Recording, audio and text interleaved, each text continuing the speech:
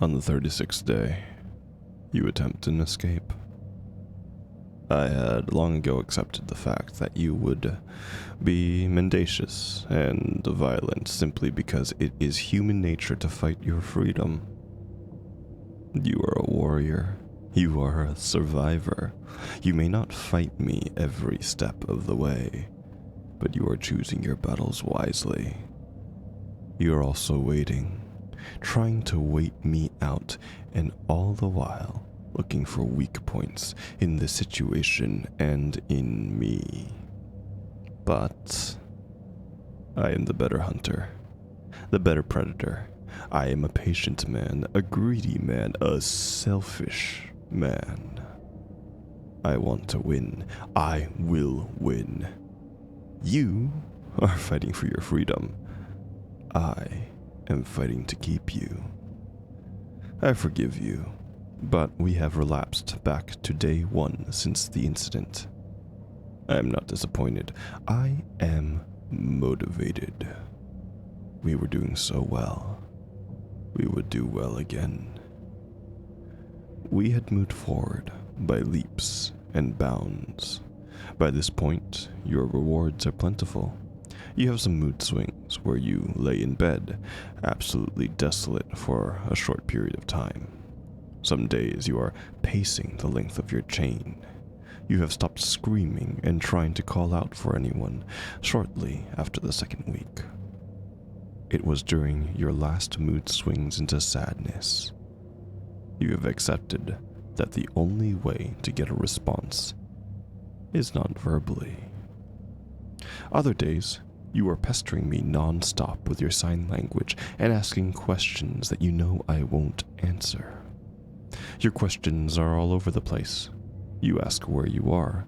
You ask if anyone has called about you, if the police are looking for you. You ask why. If I can go and get your things for you from your home, if you can have a newspaper, if I have your phone, if we can go for a walk. You ask if anyone knows you are missing. You ask what I'll do if the police come. You ask why. You ask what date it is. You ask how long you've been here. You ask if you can go upstairs. You ask why. You always come back to why. If you are in one of those moods, I simply ignore it. Some days you will stop, and other days you won't. When that happens, I remove myself from the vicinity. I am loath to do it, but there needs to be repercussions for your negative behavior. I have only had to leave twice in order for you to catch on and cease asking questions. I see the questions in your eyes even if you don't ask them. I give you information when I feel the desire to, not when you ask for it. On the 20th day, I bring down a television and remote. It is heavily restricted with parental controls and has a set timer to turn off after an hour and 5 minutes. I can turn it on for you while I'm there, and I do, but it will turn off once I leave or after an hour.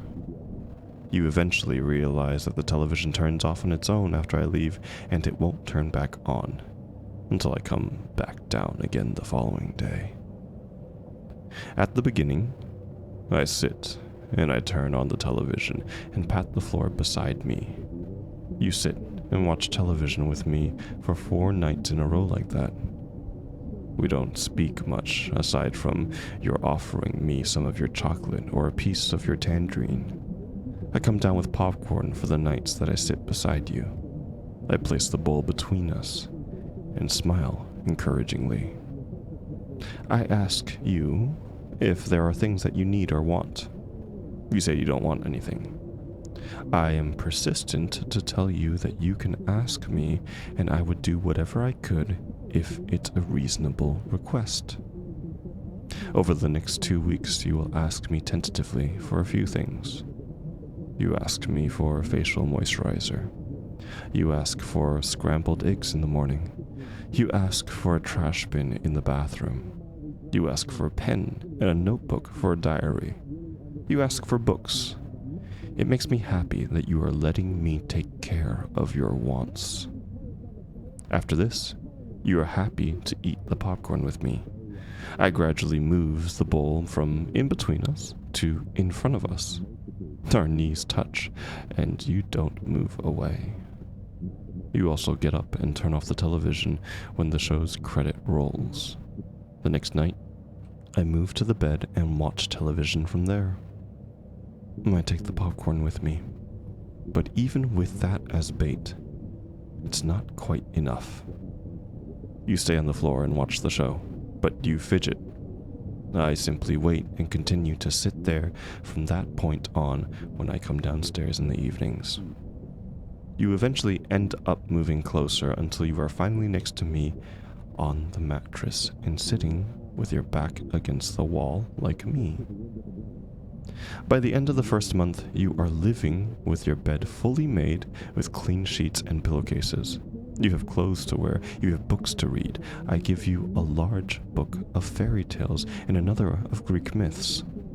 You have moved to actual meals with paper plates and cheap plastic cutlery. New food and a variation of meals have added a light to your eyes. By the 33rd day, you have fallen asleep against me in the bed during the show. The popcorn in your lap, your hair tickling my nose. I don't move after the show ends, and remain for an extra 30 minutes after the television turns off, just listening to you breathe. It was moments like this that I enjoyed even without your knowledge. Your warmth and softness pressing into me, feeling your breath skate across my skin as you are at rest. Watching your eyelashes flutter ever so slightly as you dream of things I am not privy to. I hate that I cannot see what you dream of, that I cannot be a part of them with you. You are in my dreams. It seems somewhat unfair. Do you dream of me? Comfort is possible. In exchange for obedience, the length of your chain will expand and you will be given access to other things. We have not needed to take a step back.